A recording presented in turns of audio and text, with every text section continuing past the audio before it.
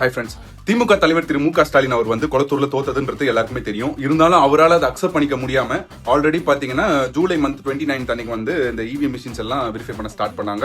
அவங்க ரெக்வஸ்ட் பண்ணதுல அதாச்சும் பாத்தீங்கன்னா இதுக்குன்னு சொல்லிட்டு ஒரு பர்டிகுலர் அமௌண்ட் கட்டி இவிஎம் மிஷின்ஸ் எல்லாம் வெரிஃபை பண்ணணும் and then mock poll conduct பண்ணணும்ன்ற மாதிரி அவங்க தரப்புல இருந்து சொன்னதுக்காக எலெக்ஷன் கமிஷன் சைட்ல இருந்து வெரிஃபை பண்ணி எல்லாம் செக் பண்ணி 5ஆம் தேதி 8ஆம் மாசம் அதாச்சும் ஆகஸ்ட் வந்து அவங்க வெளியிட்டு இருந்தாங்க.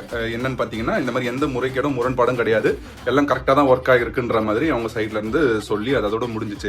ஆனா ஸ்டில் அவரால் இன்னமும் அதை அக்செப்ட் பண்ணிக்க முடியாம, எலெக்ஷன் கமிஷன் சொன்னதையும் அக்செப்ட் பண்ணிக்க முடியாம மேல்முறையீடுன்னு சொல்லி ஹைகோர்ட்ல போயிட்டு அப்பீல் பண்ணியிருக்காரு. அதுவும் வந்து அப்பீல் பண்ணதும் இல்லாம அவசர வழக்கா அதை விசாரிக்கணும்னு சொல்லி அப்பீல் பண்ணியிருக்காரு.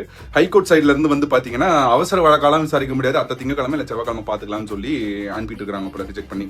அதாச்சும் நான் என்ன சொல்ல வரேன்னா, ஒரு தோத்துட்டேன்றது உண்மை, தோத்துட்டாரு, அவரால் அதை வந்து அக்செப்ட் பண்ணிக்க முடியல. யாருன்னா சொல்லி புரிய வைங்களேன்.